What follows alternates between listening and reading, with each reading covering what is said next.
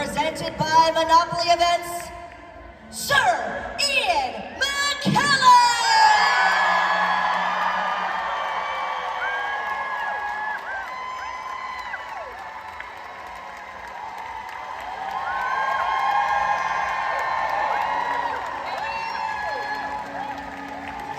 He's cancelled. Gandalf, you're late.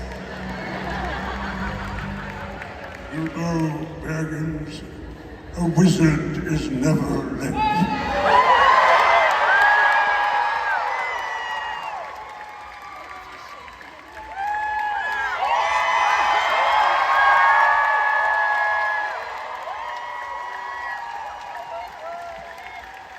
London, let's keep it going for the cast of The Lord of the Rings!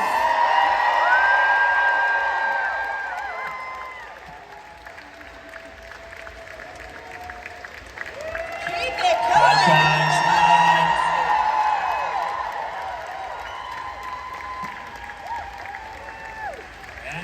Nor is he early. He arrives precisely when he means to. What an honor, ladies and gentlemen, one more time for the cast of The Lord of the Rings. Sir Ian McKellen, first ever Comic-Con. How's it been going? I am exhausted. I have met so many Gandalfs today. And hobbits, and lovely people from my hometown in Wigan and Bolton, from all over the United Kingdom, but then from Chile, from New Zealand, from Italy, from Croatia, from Poland. Absolutely astonishing. What an honor to have you here. Yes, round of applause. Absolute pleasure. We'll start with you, Bruce. How have you been enjoying Comic-Con? We'll go down the line here. I've absolutely loved it. I was talking to one of the others before, and they talked about it's humbling. It's really humbling. David was saying this, and it truly is. Like, you guys give us far too much sort of thanks. It's you who we should be thanking, because we wouldn't be here if you didn't provide the support for this amazing gig that we had the privilege of being part of. Thank you. Yes, no, it's been wonderful. We always love seeing you all and interacting with you all and hearing your stories and the way that these films connect to you in such profound, beautiful ways. And we're so grateful for that. Before the films, of course, there were the books. And I used to keep a blog from the set on New Zealand. So did Peter Jackson, the director, and we were constantly contacting the fans, not of the films because they hadn't been made, but of the books. And they were all very worried that we were going to make the Lord of the Rings that they knew from having read it themselves. And we were able to reassure them that we loved the books as much as they did. But from the word go, the point I'm making is, those films were being made for the fans of Tolkien. They were not Hollywood movies, they were not British movies, they were actually Kiwi movies, they were New Zealand movies. And that was something special. And the love that arrived when the first film came out, do you remember? And then we knew when we went back to make the second and the third of the films that we were making them for a ready-made audience, and you are the residue of that audience. You are the children, maybe, of that audience, but it's a phenomenon, absolute phenomenon. I don't believe there's another series of films in the world that have the same affection from not just the cast, but from the audience too. Good for you. I've had a great time. I'm going to race through it so that we can get to these amazing questions, but I've had a great time. It's been lovely to meet all you wonderful people. Thank you. Hello. I ain't been dropping no eaves, Sir Honest. I've had an amazing time too, and I'm looking forward to hearing more from Sir Ian. And it still amazes me, and it is such a privilege that something that was done 25 years ago still is being talked about and loved with all of us here today. So thank you for coming, and we're all part of the same family, and it is magic. Cheers. What professionally has made your heart the happiest?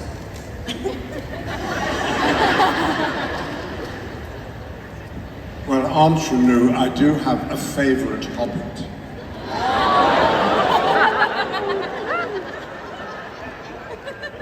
I'm not going to tell you who he is, but he knows.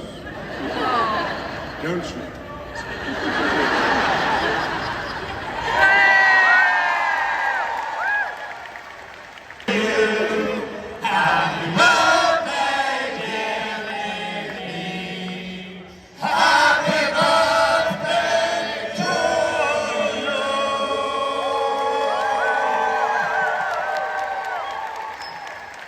But I actually wanted, it's not so much a question, but I would love to bestow a karakia or a prayer from New Zealand on you, but with a Lord of the Rings theme, if that's okay. Is that okay? That is absolutely. Thank you. Thank you. Home is behind the world ahead, and there are many paths to tread, through shadow to the edge of night, until the stars are all alight. Mist and shadow, cloud and shade, all shall fade, all shall fade. Kia ora. I want to say it's an honour to stand in front of all of you. I'm a massive fan of the movies. I just wanted to ask one simple question. What is your favourite line from any of the 3 movies? Cut! Even the smallest person can change the course of the future. I do love that early on, as we're getting to know these characters and the hobbits, that they stop the whole adventure to have their second breakfast. I think that's a wonderful sort of storytelling moment. And it's from our dear late friend Bernard Hill, addressed to him. Your men, my lord, will follow you to whatever end. I like Fly, You Fools. Such an amazing moment in the film, and the 90 seconds that happens after it was pretty special as well. Faithless is he who says farewell when the road darkens. Do you remember the Shire, Mr. Frodo? It'll be springtime soon, the birds will be nesting in the hazel thicket. They'll be sowing barley in the lower fields and eating the first of the strawberries and cream. Let us be done with it once and for all. I can't carry it for you, but I can carry you.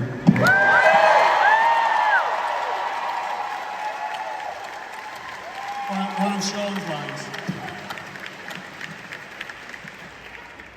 I do not believe any darkness will endure.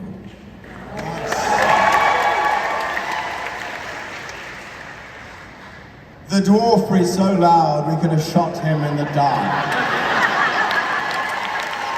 Bring your pretty face to my axe!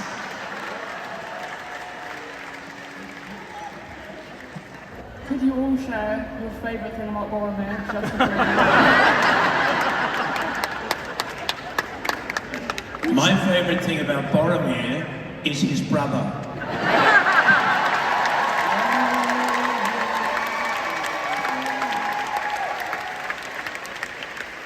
The thing I used to love was flying in a helicopter over the hills to get to the location and seeing Boromir, who didn't like aeroplanes, walking up on the hill and down dale to get to work.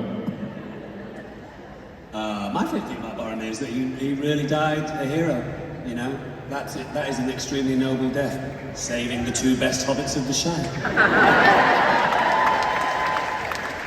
I love Boromir's conflict and his vulnerability within that conflict, knowing that he is having an internal struggle, and ultimately that sacrifice that he makes to sort of make good on the impulses that he has as an imperfect human.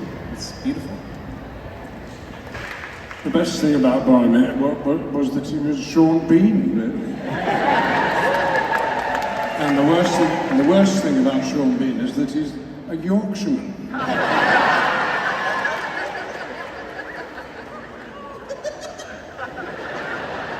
What's a song or artist that you relate to your character or your time on screen? Very quickly, I have a little moment in it where I get killed, but there is behind the killing Howard Shore's spectacular music, which runs all through the film in so many different moments and paints the journey of the film in such a way. And there is no work that I needed to do because Howard Shore does it all in the background. So when people sit in the theatre and cry when someone dies, I go, thank you, Howard Shore, very, very much. And he's beautiful. May I suggest that since we have so many questions, that only one of us answers these group questions, because otherwise the people at the back haven't got a chance. When you started working on those films, did you immediately understand what Peter Jackson or even Tolkien's vision was of your character?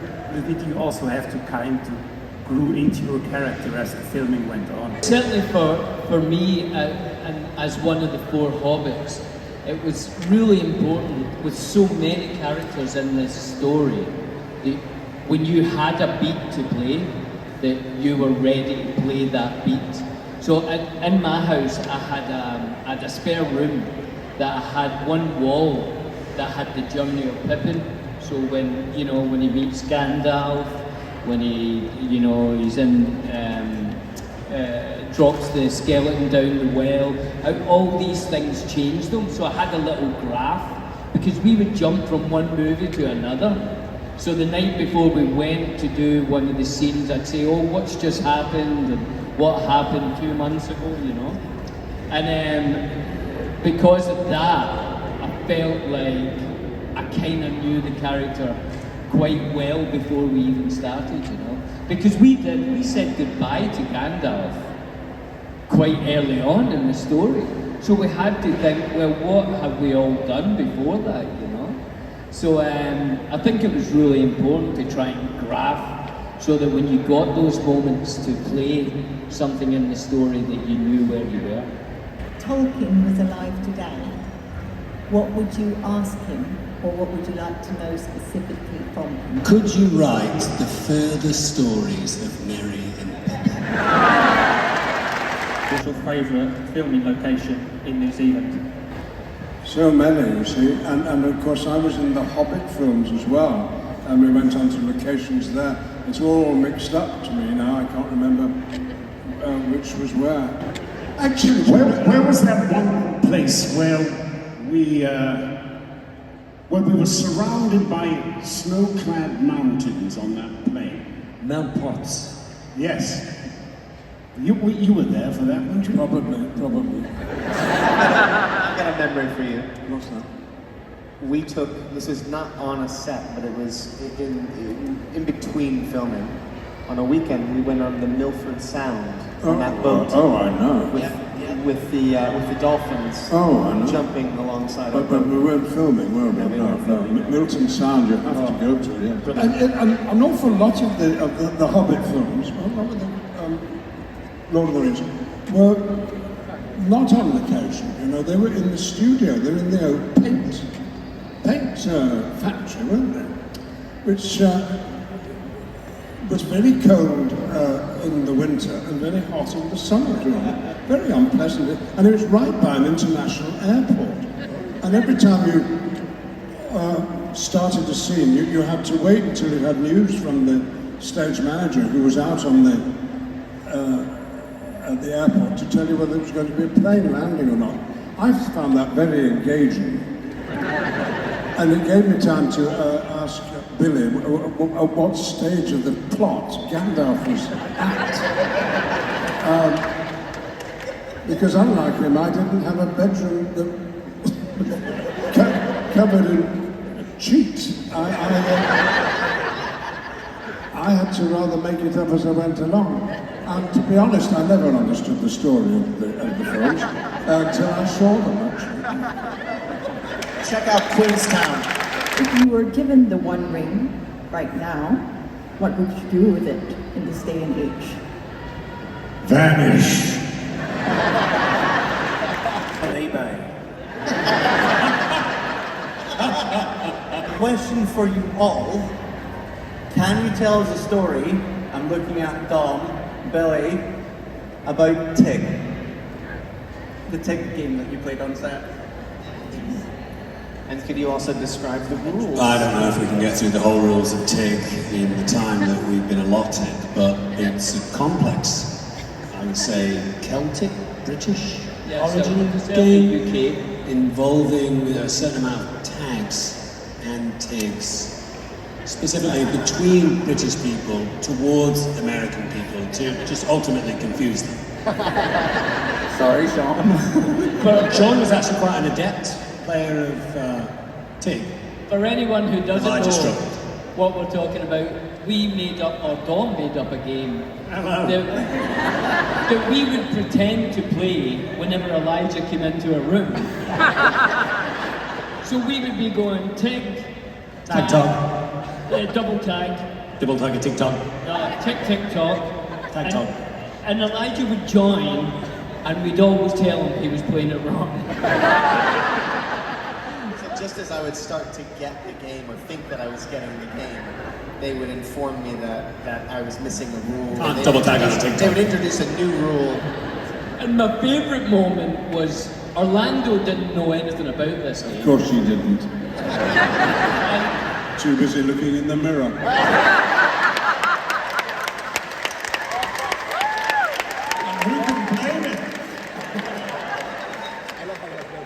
And he's not normally the fastest to pick things up, if I can say that. But he came in one day, and me and Dom were TIG, double tag, TIG, and Elijah's trying to join in. And he said, "Are you playing TIG? Can I join in?" And then he became like the best player. Like, TIG, tag, double tag. And Elijah's like, "Why is he so good at this?" So Ian, you said in the beginning, of course, the films are based on the books. And of course, in filming, there's always constraints because of money, time, how the filming is going. If you could do it again with no restraints on money or time or anything else, are there any scenes from the books you would have adapted differently, or maybe scenes that are not in the movie from the book that you would have loved to put in the book, and if anyone else wants to also answer? Well, briefly I'll say, because I had to look taller than the hobbits and the dwarf, whenever I had scenes with them, there had to be sometimes rather complicated ways in which I was made to look very tall. And my deepest regret was that I never, in the whole time of filming, was allowed to look at Frodo in his beautiful eyes. I always had to look at his belly button or the button of his belt, and you had to look up at the top of my hat. And if I had my way now, with all the new technology, there must be a way in which he could look small, I could look tall, but we could at least look at each other in the eyes.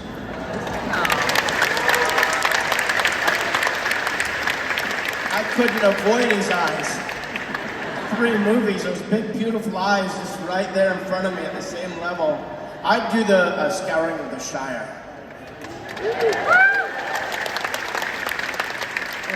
Or Tom Bombadil. Earlier today, you did ask some of the cast members what their favorite potato is, but no one asked you what yours was, and you need to tell the world. Well, thank you. Thank you for this opportunity.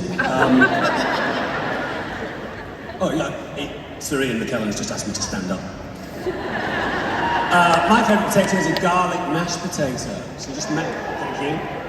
Just mash the potato, a little bit of heavy cream, some butter obviously, and then you roast the garlic, and then you mash the garlic into the potato, and then you broil it on top so it becomes a little bit crispy. Thank you. What was the best note you were given by director and the worst note?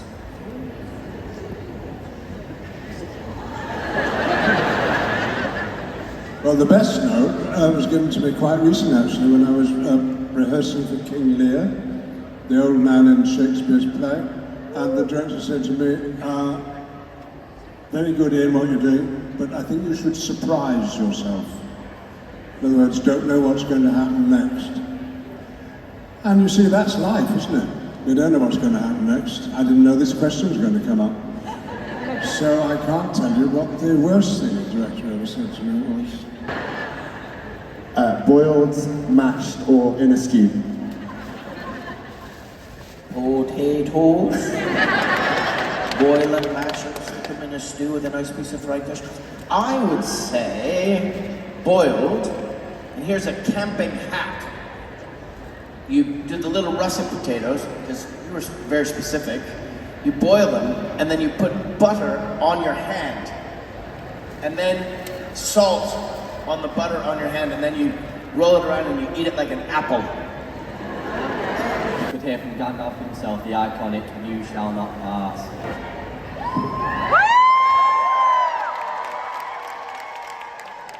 So, do you want someone to be the Balrog, Ian? No. The Balrog, it was me and the Balrog, wasn't it? Yes.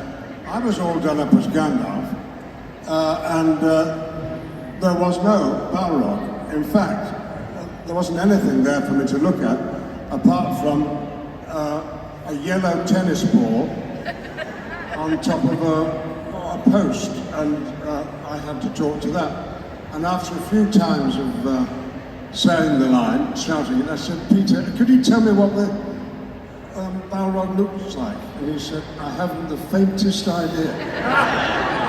He said, but it's going to look absolutely horrible. So I said, you shall not bounce!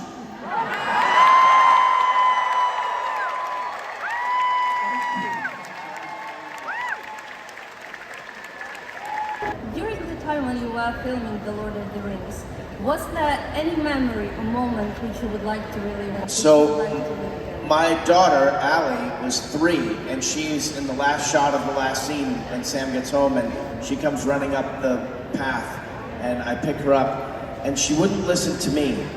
But I kept saying, don't do that. Don't play with the elven brooch. Just look at your dad and be happy. And I'm trying to direct her, and she just thinks I'm an idiot. She's laughing, and then Peter Jackson came up and said, Allie, I want you to do this. She said, all right.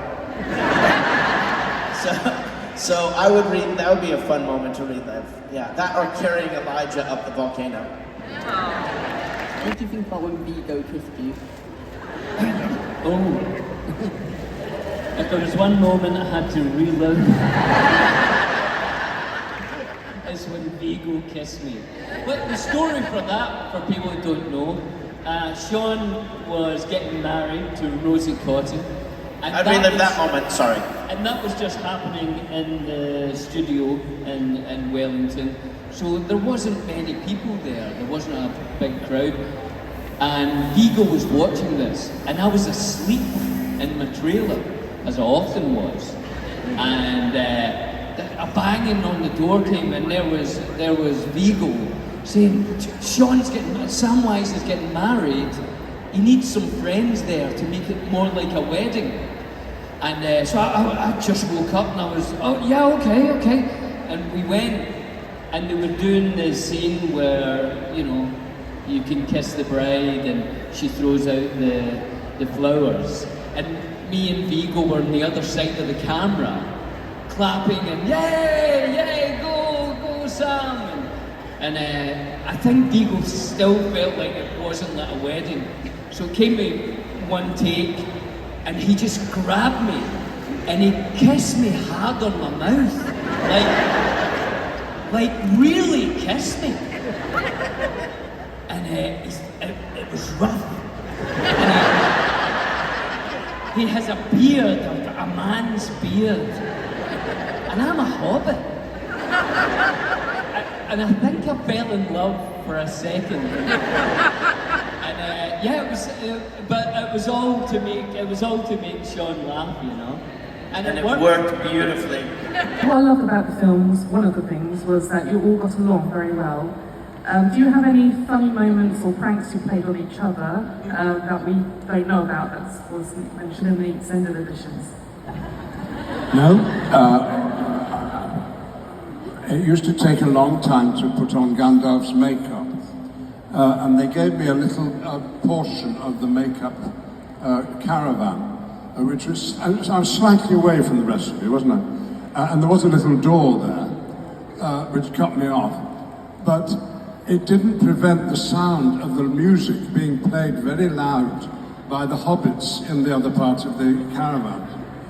And eventually we came to an agreement that everybody would have a turn at what music should be played on a particular day. And when it came to my turn, I said we won't have any music at all. I do remember that. That is true. That is true. Thank you, and thank you so much for coming over and spending time with us. Thank you. I hear there's going to be another movie set in Middle-earth, and it's going to start filming in May. It's going to be directed by Gollum, and it's all about Gollum. But I'll tell you two secrets about the casting. There's a character in the movie called Frodo,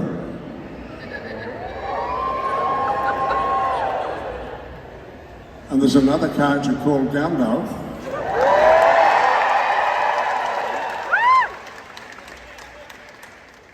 And apart from that, my lips are sealed.